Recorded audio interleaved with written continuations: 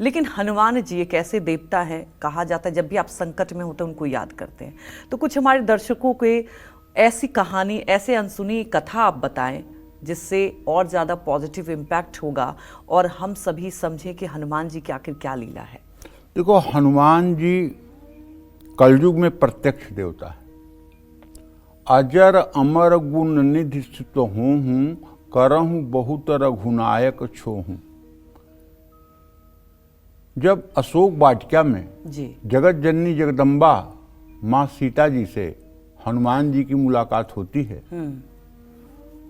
और हनुमान जी को छोटे से रूप में देख करके और हनुमान जी कहते हैं, माँ चिंता मत करना, हम बहुत से बंदर हैं, हम राम जी के साथ आएंगे और रावण को मारकर आपको ले जाएंगे।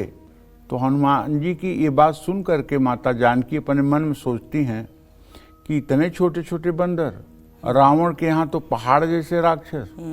हाँ, तो माता कहती हैं कप सब सुत तुम्हें समाना, जातु धान अति भट बलवाना। सब तुम्हारे ही समान है बेटा बंदर। बोले अच्छा मैया। कनक भूधराकार शरीरा समर भयंकर अति बलवीरा।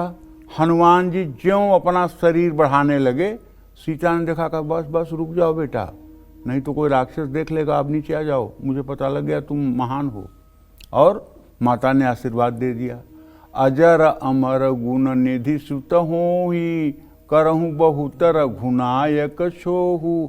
अजर अमर गुण निधि होने का उन्होंने वरदान दे दिया जी। अब जब माता जगत जननी जगदम्बा सीता ने आशीर्वाद दे दिया अजर अमर होने का, तो अब त्रिलोकी में किसकी हिम्मत है कि हनुमान जी के ऊपर उंगली लगा दे। आठों सिद्धि नव निधि के दाता, असबर दीन जानकी माता। मतलब जगत जननी जगदम्बा ने हनुमान जी को एकदम पूर्ण कर दिया।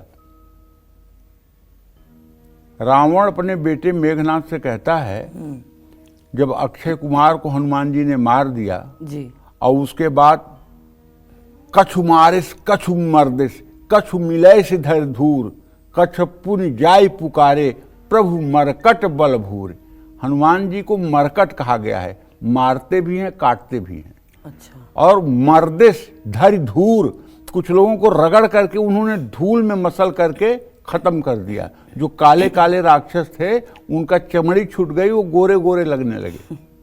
हाँ, और एक आग बच जाता था तो कहता था मुझे जाने दो, मैं जाके कम से कम बताऊं तो कि मतलब कि आप क्या कर रहे हो, ताकि और लोग आएं। तो हनुमान जी जब फल खाने लगे तो राक्षसों की बुद्धि नहीं गई हनुमान जी के ऊपर। तब फल खाए तब तोरई लागा, तब वो पेड़ उखाड़ उखाड़ के फेंकने लगे। जब पेड़ उखाड़ के फेंकने लगे तब राक्षसों ने देखा, करी नाथ एक आवा कपि भारी, सो अशोक वाटिका उजारी। तो बड़ा भारी बंदर आया है और अशोक वाटिका को पूरा उजाड़ रहा है।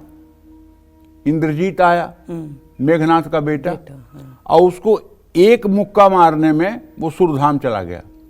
और यही इंद्रजीत ऐसा योद्धा है जिसको अंगद के साथ पढ़ता था। एक बाली का बेटा जो अंगद था उसके साथ ये पढ़ता था। तो अक्सर अंगद इसकी पिटाई कर देते थे। तो एक दिन गुरुजी ने गुस्से में आके कहा कि अगर अब तुम इंद्रजीत को मारोगे तो तुम्हारे सिर के 2 टुकड़े हो जाएंगे। अब ये श्राप था। तो अंगद जब समुद्र पार जाने की बात आई तो अंगद कहे कि समुद्र पार मैं तो जा सकता हूं, लेकिन वापस आने में संशय है। कहीं इंद्रजीत मिल गया, उसको मैंने कूट काट दिया तो मामला गड़बड़ हो जाएगा। समझ रहे हो ना। तो इंद्रजीत को पहले ही हनुमान जी ने निपटा दिया, अपने मतलब कि युवराज अंगद के संशय को खत्म कर दिया। ठीक है। तो इस तरह से मेघनाथ को भेजा रावण ने कि जाओ मारे सी जन सुत बांधे सुताही। मारना मत बेटा, बांधना उसको, क्योंकि रावण जानता था कि सीता जी ने इसको अजर अमर होने का वरदान दे दिया, वे मारा नहीं जाएगा। उल्टा कहीं बांधने के चक्कर में लड़ गया तो इसको भी मार देगा वो। तो उसने ब्रह्मसर, मेघनाथ ने ब्रह्मसर मतलब ब्रह्मास्त्र का प्रयोग किया। तो हनुमान जी ने कहा कि जौन ब्रह्मसर आनहु महिमा मिटई अपार। अगर ये मैं ब्रह्मसर नहीं मानता हूँ तो ब्रह्मदेव की महिमा मिट जाएगी। इसलिए जान करके उन्होंने नखड़ा खिंचा लिया और बेहोशी की हालत में हो गए। अच्छा। और उसके बाद नाग पास बांधे से ले गए, वो नाग पास में बांध करके और राक्षसों से उठवा करके हनुमान जी को लंका में रावण की तरफ ले करके चले। तो रास्ते में ऐसे आंख खोल के जरा सा हनुमान जी देख रहे हैं, तो जो उठाया है वो कह रहा नहीं नहीं मैं नहीं ले जा रहा हूँ, ये तो मेघनाथ हमको ले जा रहा है, मुझे कुछ मत करिएगा, ये मेघनाथ को करिएगा, हम लोग उसके कहने से ले जा रहे हैं आपको, हम नहीं अपने मन से ले जा रहे हैं। तो कहें तब फिर बोल सिया राम सिया राम। तो बोल रहे हैं सिया राम सिया राम सिया राम, राक्षस बोल रहे हैं सिया राम। मेघनाथ कह रहे शत्रु का नाम तुम लोग ले रहे हो? कहन हम नहीं ले रहे महाराज, ये लेवा रहा है, कह रहा है ले नहीं तो अभी मिला दूंगा धूर में। तो हनुमान जी की तो ऐसी तपती थी जी। हाँ, और हनुमान जी की दैन्यता कैसी। अतुलित बलधामम स्वर्ण शैलाभ देहम धनुजुवनु कृशानुज्ञानी नाम अग्रगण्यम सकल गुण निधानम वानराणाम धीसम रघुपति प्रिय भक्तम वात जातम नमामि।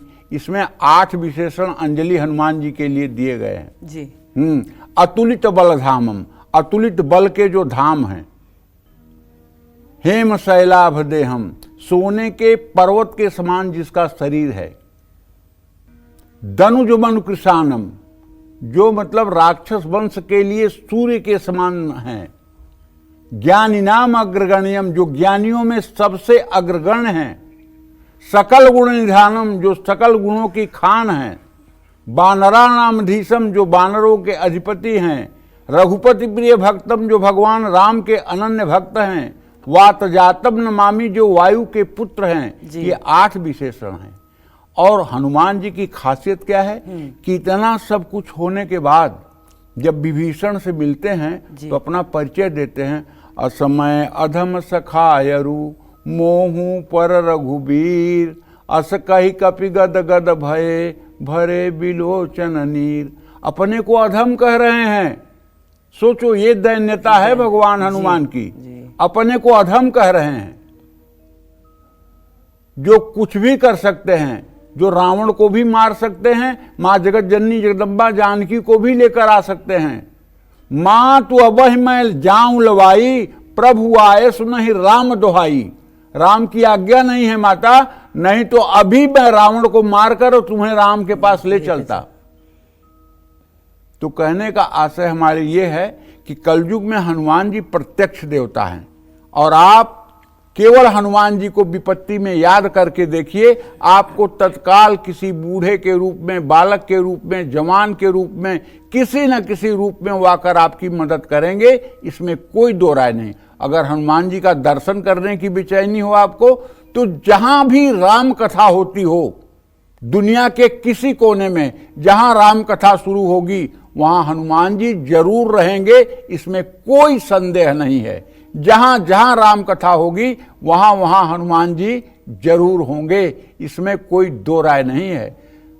प्रभु श्री राम से कहते हैं कि कह हनुमंत विपत्ति तब होई, जब तो भजन सुमिरन भजन न होई। हे प्रभु, विपत्ति तो तब होती है जब आपका सुमिरन और भजन न हो। अगर आपका सुमिरन और भजन चल रहा है तो फिर विपत्ति किस बात की? विपत्ति तो हो ही नहीं सकती है। तो कहने का आशय यह है कि कलयुग में मात्र हनुमान जी एक ऐसे देवता हैं जिनकी उपासना से, जिनकी सेवा से और जिनके ऊपर अटूट आस्था रख करके, जिनके शरणागति से मनुष्य सब प्रकार के विघ्नों से पार हो जाता है। जय मां विंध्यवासिनी।